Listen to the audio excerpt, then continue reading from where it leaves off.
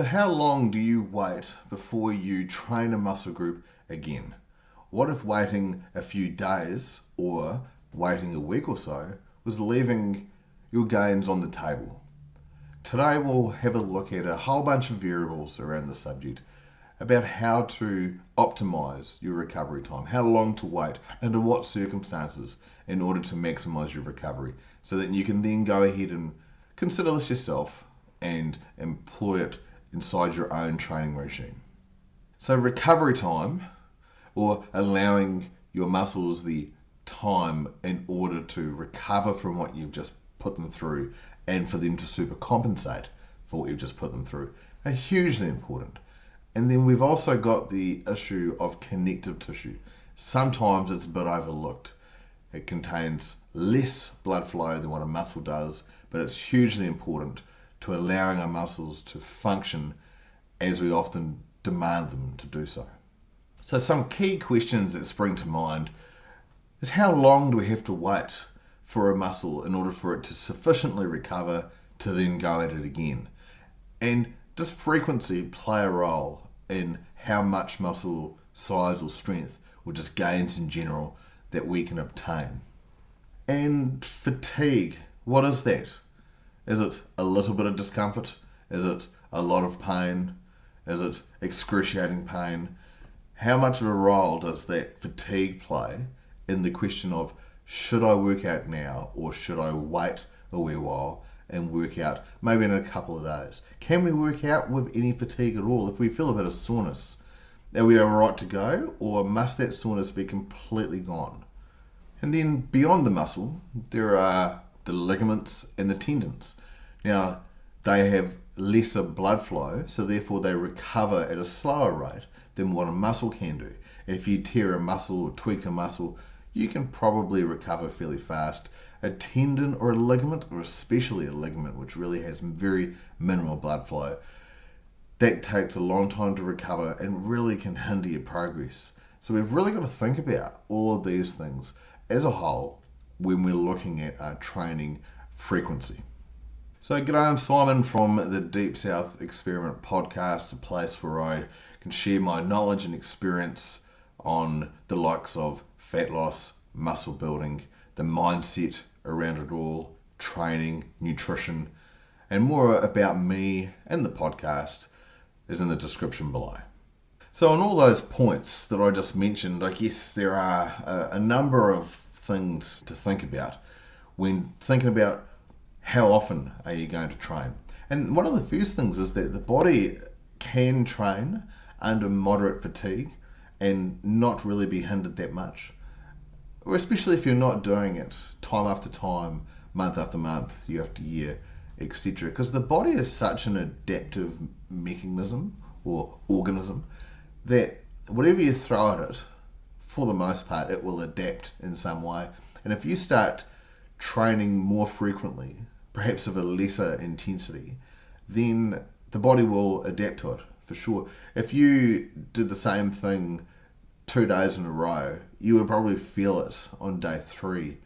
But if you went to some kind of training camp where you were doing some moderately intense exercise every day for a week or 2, then after a couple of days, those effects of the workout would start getting less and less and less, because the body would start adapting to it more and more.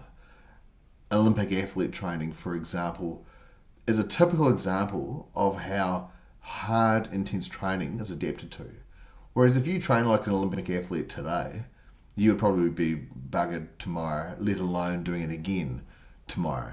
So that is just one example of how the body is able to adapt to training.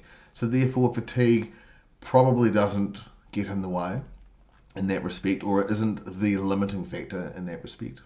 And training frequency can often lead to more gains in strength training, especially in a sense because it is an adaptation to your current routine. If you're waiting a while before training your muscle again, and one of the steps that you make to make a change is to increase the frequency of training, that is something the body then has to adapt to, and as a result will likely become stronger, especially if you're not training all the way to failure all the time and your intensity is a little bit lower.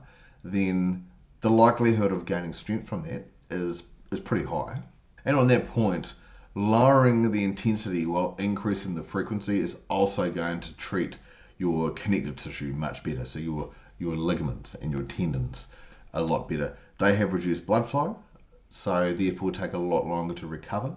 And therefore, if the intensity that they are experiencing is lower, then that just sort of calms that whole area. It really makes it easier on those connective tissues to recover, ready to go for the next time.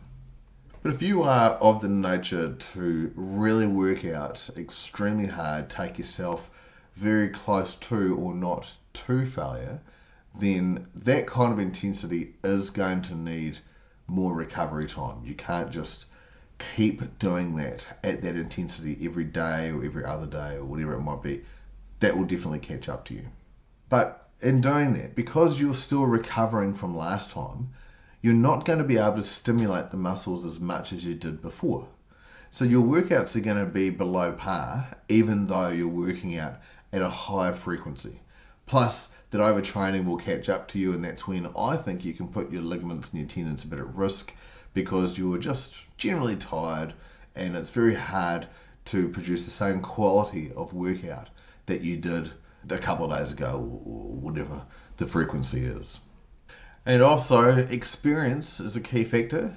If you're a newbie and you're working out really hard, you've got that motivation, you're really going ho in the gym and you're going for it, the intensity is up there, or even if it's not really, you've got so much going on, so much bodily adaptation, that you need the time to recover. You need the time for protein synthesis to occur. So therefore, your muscles are restoring themselves back to the way they were, or better, super compensating for where they were. Because you're a newbie, that is such a focus.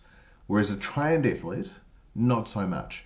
Different sort of variables, different considerations for someone who's been going at this for a long time compared to someone who is just new and really has got a lot to explore and a lot of adaptation to occur. So now on to the other sort of bits and bobs, the tendons and ligaments. So therefore outside of your muscle, as I was saying before, areas that have lesser blood flow. Now, if you are going through a larger range of motion, so therefore, for example, on a chest press, you are coming down further with the weights, or during a bicep curl, you're going further down with the weights, then I've always felt that when you increase that range of motion, you're putting a lot of stress on all parts of that movement. The muscle certainly is going through a contraction in a longer state, and therefore that takes a lot more power, strength, just a lot more consideration and tools that the body has. You're using a lot more of your resources. And the tendons as well, especially with the speed of motion that you're doing. If you are concentrating on eccentric contractions, so therefore contracting as the muscle is lengthening rather than when it is shortening, that kind of routine, that kind of form, technique, puts a lot of pressure on the tendons of the muscle. And so when you are training in order to focus on those things, on the slow concentric movement and really having the grasp of the form and the technique, then that is when the intensity also increases as well. And that's when your tendons and your ligaments are going to feel it more. And so when you're performing in that way, that's a clear consideration for the time that you have to wait in between the workouts to make sure that you're good to go next time and have a brilliant workout, not a subpar one, because you're still in the process of recovering. And one real key indicator for me in terms of fatigue is that of muscle soreness. DOMS, you might have heard of it as, delayed onset muscle soreness. It's usually like a day or two that it really kicks in, depending on a whole bunch of stuff, including how hard you worked and if you've had a rest beforehand and so forth. But it's quite a debatable subject as to what soreness actually is and what it means to recovery and what it means to progress So there's no real debate about that, is that it's something that's very much up in the air. But for me personally, after a couple of decades of working out, is that I've always used soreness as a real key indicator as to when I'm now good to go next. If I did a leg workout and then 2 or 3 days later, when I can hardly sit on the toilet without bitching and moaning about how sore I am, I could never go ahead and do another workout at that point. And it would be so subpar too. It would just be like going through the motions and just having a nothing workout, really. So if you're sore, common sense to me would say, wait until you're not so sore, or wait until you're not so sore and a few days later, depending on your frequency and your volume and how hard you're pushing yourself. Because if you have a week off a workout routine, I always get soreness when I start back on it. But the following week after that and the week after that, that soreness won't be there unless I reach a certain level of intensity. So it all depends on where you are in a cycle as to how much soreness that you get and what kind of indication you get as to how frequently you can then train again. And then we've actually got the size of the muscles and the role that the muscles play in the particular exercise that you're doing. So I've always found that small muscles, let's say biceps, triceps, calves, they can often be trained on a more frequent basis at a higher intensity. And not only do I get less soreness from them, but I get more out of them. I don't tend to have to wait for as long to recover as I do the bigger muscle groups, such as the back, the quads, the chest, for example. So you've always got that to consider when you're designing your workout routine, is the size of the muscle often makes it a very different experience, and you can train them at a different frequency, different volume, and the length of time to wait for recovery is often much less. Now, I talked about the role of the muscles. This is also another really important point for determining fatigue, training frequency, and so forth, is that not all muscles are equal in all exercises. So if you take a chest press, for example, you've got the prime movers called the pectorals, the major and the minor. They produce most of the force in getting the weight up and down. But in doing so, especially if you're using dumbbells, for example, where they don't have any support from machinery or cables or whatever it might be, then the body itself has to fix itself into a certain position. Make sure that that shoulder joint is good to go to perform the movement. It's not going to just sort of flop out of place, So your shoulders, or your muscles in and around your shoulders, will become the role of fixators. Their role is to make sure the shoulder is solid and it's not going to go anywhere. And then the prime movers make the movement occur. They exert a lot of force and stimulus for change, etc. That's why you feel the soreness the day or two after. And we also have the synergists. The synergist's role is to assist in the movement as and when required. And the amount of a role that they play in helping that movement occur will vary from person to person. But for example, if you are a little bit tired, you've done a few reps, it's really intense, and you're getting to that point where you're not going to be able to do any more reps, then the synergist may well help out in the movement. It may well be that you are right at the end of the line, you're struggling to get the weight up, and you start shuffling around a bit. You start trying to recruit other muscles. Your leg comes off the floor to try and shove it up and stuff. You've got different muscles trying to be engaged in order to finish that movement off, really push that weight up into the air as far as you want it to go. That's what synergists are. And in the shoulder muscle, they are certainly there to help out the pectoral, major and minor in getting that weight up. So in any workout routine, you've got the main movement of For example, the shoulder press. Those muscles are going to be fully engaged. They're going to be giving it their all to get the weight up and down.